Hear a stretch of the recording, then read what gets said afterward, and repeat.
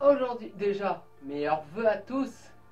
Nous sommes le 2 janvier. Donc, je vous souhaite à tous une très bonne année 2023. Et cette année commence très très bien. Car lors de cette vidéo, on va faire un débrief. Donc, de la magnifique, de la splendide, de la merveilleuse victoire du Racing Club de Lens hier à Bollaert, dans un Bollaert bouillonnant, dans une ambiance magnifique. 3 buts à 1 face à qui? Face au Paris Saint-Germain. Un match abouti de A à Z. Donc le Racing Club de Lens a gagné 3 buts à 1. Alors les mauvaises langues vont dire oui, mais il manquait Lionel Messi, il manquait Neymar.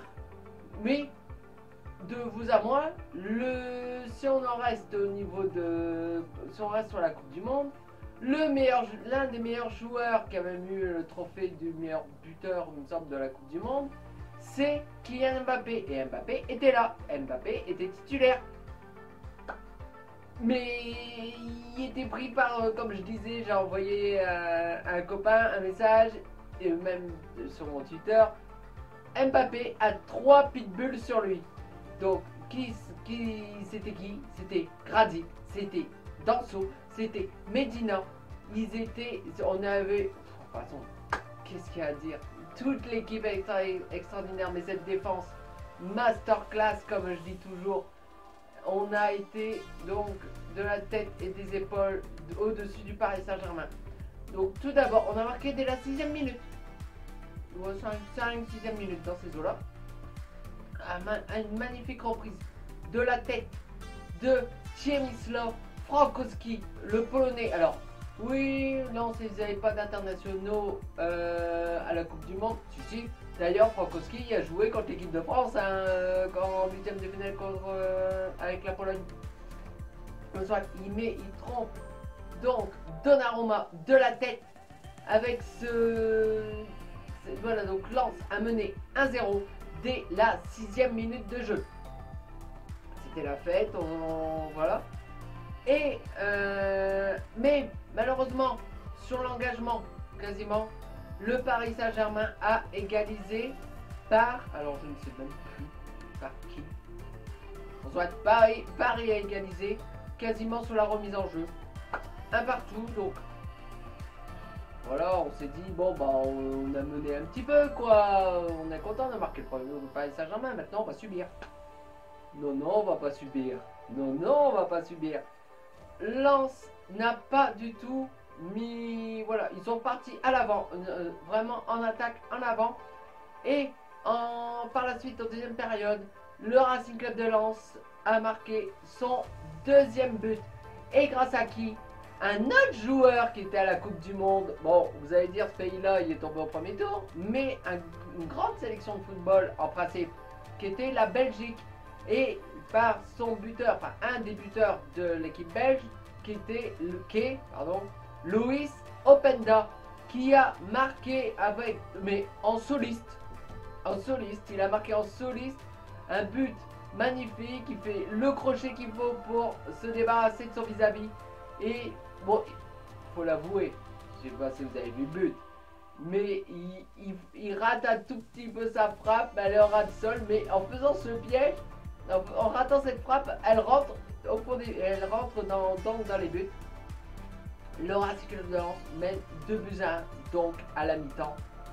On se dit, bon, Christophe Galtier, l'entraîneur qui est l'entraîneur du Paris Saint-Germain, va changer quelque chose dans son équipe, voilà, il va changer son dispositif.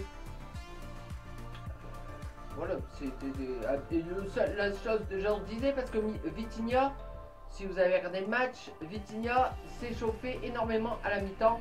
On pensait même qu'elle allait rentrer tout de suite à la reprise. Non, non, il rentrait 5-10 minutes après la reprise.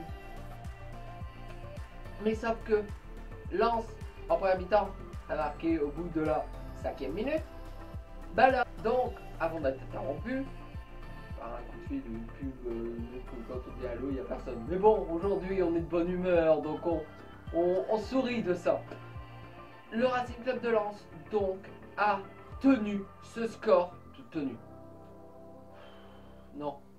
Non, parce qu'on n'était pas loin de mettre même le quatrième, hein, à un moment donné. Voilà. C'était extraordinaire.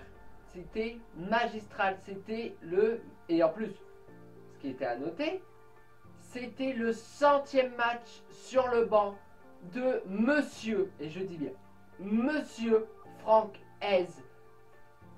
Je vous cache pas que quand... Bon, ça date hein, maintenant.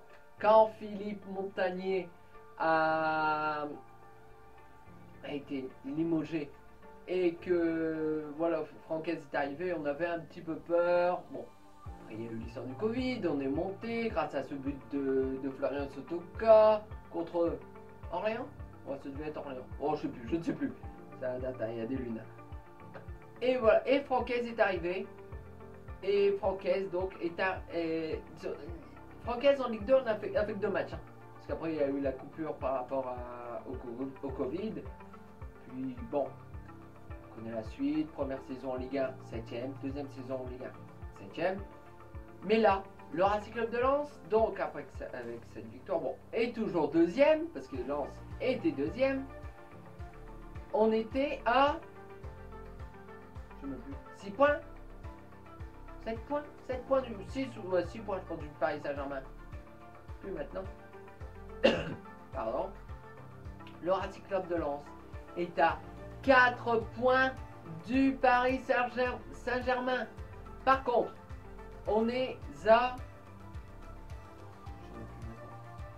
7 points je crois de l'Olympique de Marseille qui joue cet après-midi. Je crois. Qui a joué cet après-midi. Bon ça. Au moment où je tourne la vidéo, le match n'a pas encore eu lieu. Pardon. Donc, excusez-moi d'être euphorique comme ça.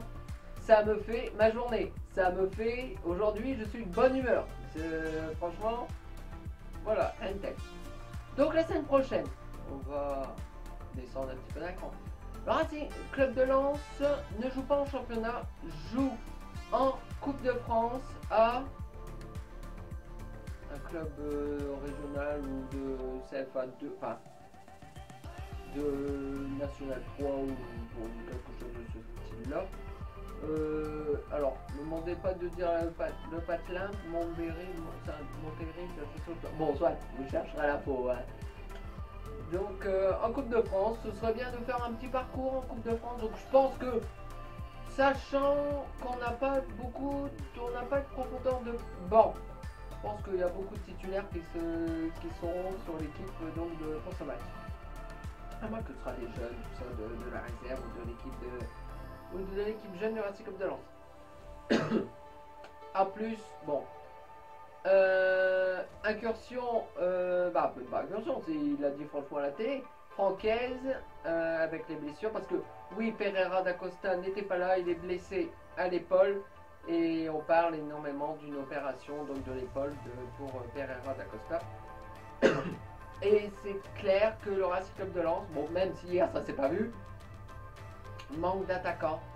Voilà, donc le Racing Club de Lens est bien à la recherche d'un attaquant. On ne sait pas qui, on n'a pas de nom, on ne sait pas. Parce que, bon, on a, allez, Andy Delors. Qui fait un petit peu écho parce que bon, Andy Delors on en a parlé précédemment, bon, il veut quitter Nice, donc bon, pourquoi pas, bon, voilà, Andy Delors, on l'avait annoncé plusieurs fois au Racing Club de Lens, bref.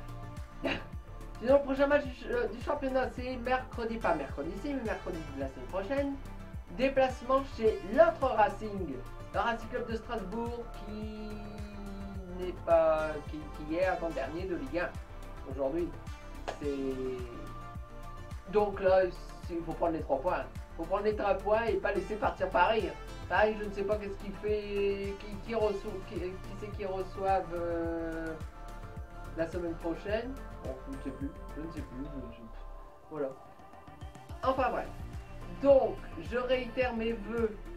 Donc pour vous, donc bonne année 2023. Pour moi, 1er janvier, c'était hier. Bon, la fête.